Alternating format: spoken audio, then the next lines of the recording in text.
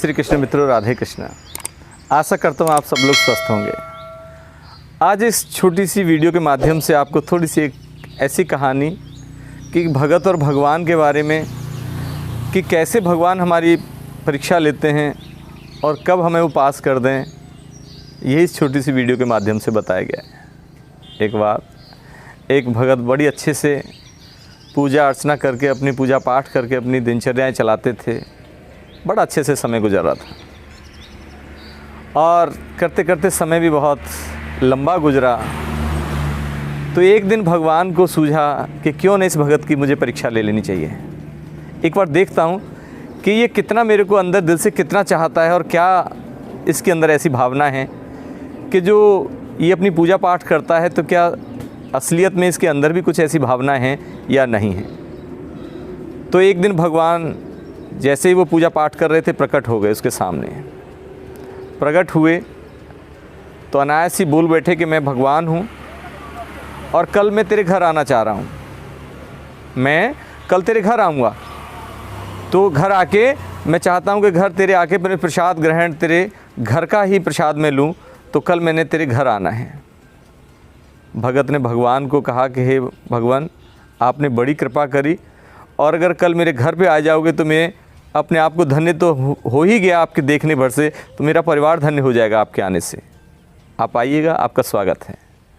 ऐसा भगवान को बोल के और जो अपना जो भगत जी थे अपने घर आ गए। जब घर पहुँचे तो आके पत्नी को बताया सारा कि ऐसे से आज मेरे ध्यान में भगवान आए और भगवान ने मुझे कहा है कि मैं कल तेरे घर आना चाह रहा हूँ। तो हे देवी, कुछ भगवान के लिए कुछ ऐसा कुछ इंतज़ाम करो कि भगवान हमारे घर का प्रसाद पाके खुश हो जाएं, अच्छा लगे उनको। बहुत ज़्यादा धन दौलत नहीं थी। पत्नी ने कहा अगर ऐसी बात है तो जाओ बाज़ार, कुछ दूध ले आओ, कुछ चावल ले आओ, खीर बनाएंगे और कुछ थोड़ा बहुत और जो उसमें मेवा डलनी हो वो ले आओ और कुछ आटा दाल भी लेके आओ, साथ में कुछ सब्जियां ले आओ।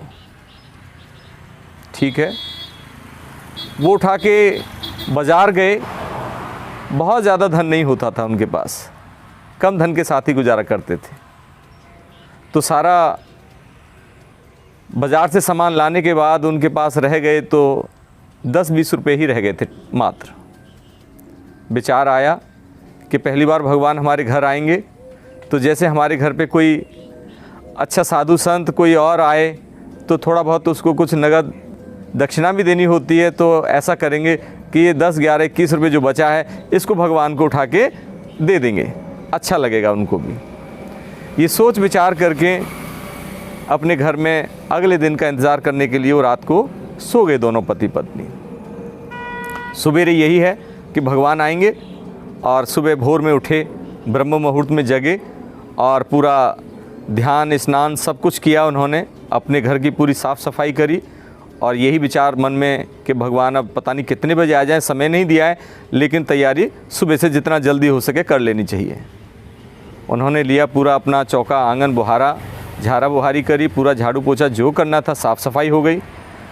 तुरंत एक बैल बजी, किसी ने कुंडी खटकाई, बाहर से आवाज़ लगाई कि कोई अंदर है क्या।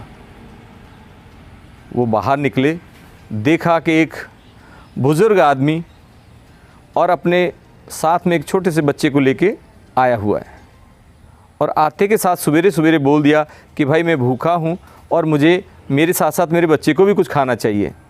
रात जैसे तैसे गुजरी है, कहीं से रास्ते से चलता आ रहा था और मेरे पास कोई साधन नहीं था खाने पीने का, रात गुजारी है और सुबह सुबह मुझे कुछ खाने पीने के लिए मुझे दो, मेरे बच्चे को दे दो। दोनों पति पत्नी देखा कि हम तो सिर्फ भगवान के एक के लिए हमने सारा इंतज़ाम किया है, अब ये सुबह सुबह अतिथि आ गए हैं तो चलो कुछ करते हैं इनके लिए भी इंतज़ाम। उन्होंने हाल तक फ़िलहाल लिया, उस दूध में से कुछ दूध उनको दे दिया। दूध दिया, बच्चे ने और ज़िद करी कि मुझे और चाहिए। उनकी पत्नी ने उठाया, वो पूरा दूध उस बच्चे को पिला दिया और उनके जो 7 बुज़ुर्ग आए हुए थे वो कहते मुझे खाने को भी चाहिए। तो उन्होंने घर में जो थोड़ा बहुत जो था उसमें से उनको दिया। अब उनके पास जो भगवान के लिए लाने वाला जो सामान था उसमें से दूध ख़त्म हो चुका था और जो उनकी रोज़मर्रा के खाने पीने की जो चीज़ें थी उसमें से भी थोड़ा बहुत जा चुका था।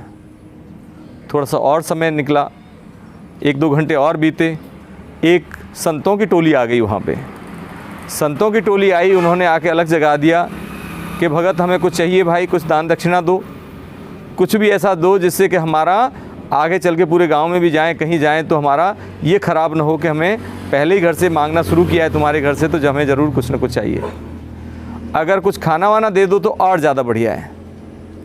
दोनों एक दूसरे को मुँह को देखने लगे, पति पत्नी, कि क्या करें। संत आए हैं दरवाजे पे तो इनका भी आदर सत्कार बनता है। उन्होंने जो सामान था जो रात को लेके आए थे उससे उनका पूरा खाना बना के और संतों की टोली को खिला दिया उन्होंने। संत जाने लगे तो संत ने उनको आशीर्वाद दिया और कहा कि भगत तुम्हारे दरवाजे पे कोई साधु आया है तो खाली हाथ नहीं भेजना चाहिए, कुछ नगद नारायण, कुछ दक्षिणा भी ज़रूर देनी चाहिए। फिर दोनों ने एक दूसरे की तरफ देखा, पति पत्नी ने, कि अब क्या करें, ये तो हमने भगवान के लिए, चलो दूध नहीं बचा कोई बात नहीं, ऊपर से हमारा खाने का सारा सामान ख़त्म हो गया कोई बात नहीं, भगवान आएंगे तो उनको हम कुछ पैसे ही दे देते कि भगवान सामान तो ख़त्म हो गया, ये पैसे ले जाओ, इसी से कुछ काम चल जाएगा। तो जाते हैं हम मंदिर में, जाके और कुछ नहीं लेके जाते, तो वहाँ पे जो है कुछ नगद नारायण को जाके उसमें दान पेटी में डाल आते हैं। तो ऐसा सोच विचार करके उन्होंने कहा चलो अगर संतों ने कहा है तो अब तो हम इसको भी मना नहीं कर सकते। उन्होंने उठा के जो भगवान के लिए पैसे रखे हुए थे वो पैसे उठा के उन संतों को दे दिया। अब न खाने को बचा कुछ भी और ना ही उनकी जेब में कुछ पैसा बचा है। रोज़ लाके रोज़ खाने वाले इंसान थे, ज़्यादा इतना धन था ही नहीं, लेकिन मन में यही रहा कि अब भगवान आएंगे, चलो कोई बात नहीं, आज के लिए माफ़ी मांग लेंगे कि भगवान आज हमने इंतज़ाम तो किया था लेकिन आप नहीं, आपको थोड़ा देर हो गई, उससे पहले और लोग आए, हमने उनकी सेवा कर दी। ऐसा मन में दोनों ने, पति पत्नी ने विचार बना लिया। बहुत अच्छा। इसी में थोड़ा और समय निकला, देर हुई, दोपहर हो गया, भगवान नहीं आए, पूरा दिन निकल गया। दोनों पति पत्नी पूरा व्रत रखते हुए पूरे दिन भगवान का इंतज़ार करने लगे। पूरा इंतज़ार करते करते जब शाम हो गई तो शाम की संध्या में वो बैठे और पूरी डोर लगाई भगवान से, लेकिन भगवान के प्रति थोड़ी नाराज़गी, एक थोड़ी शिकायत के पूरा दिन हमें तंग किया, पूरा दिन हमने इंतज़ार किया और फिर भी आप कह के नहीं आए, ये आपकी गलत बात है। ऐसा विचार कर ही रहे थे, तुरंत भगवान प्रकट हो गए।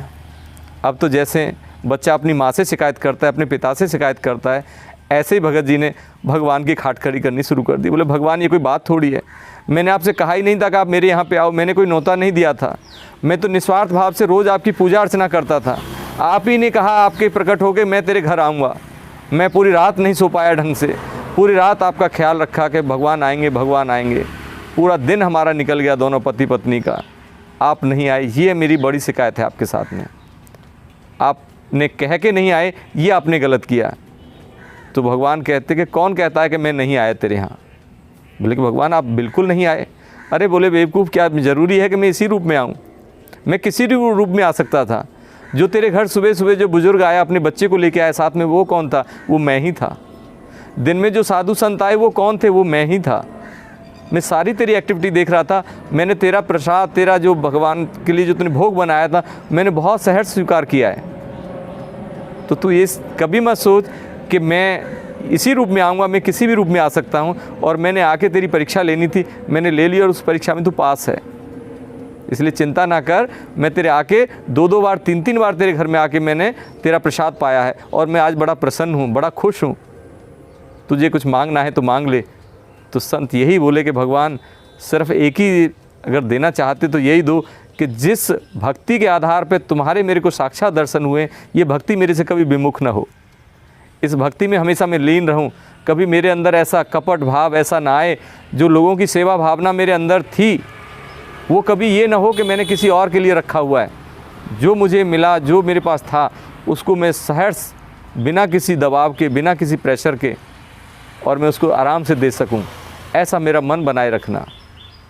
भगवान के पूरी अच्छी तरीके से आशीर्वाद लेके भगवान भी चले गए उसको तथास्तु करते हुए, और उसका जीवन बहुत सुखमय निकलता। ठीक है, परेशानियां आती हैं, सब कुछ आती है, लेकिन भगवान किस रूप में आके हमारी मदद कर जाते हैं हमें नहीं पता चलता। लेकिन मदद, क्योंकि जब परेशानियां टल जाती हैं तो परेशानी किसी न किसी के द्वारा हल होती है हमारी। तो जिसके द्वारा हल हो रही हैं, आप यही समझा करो कि उसी में हमारा भगवान का रूप हमारी मदद करके गया है। जय श्री राधे, जय श्री कृष्ण।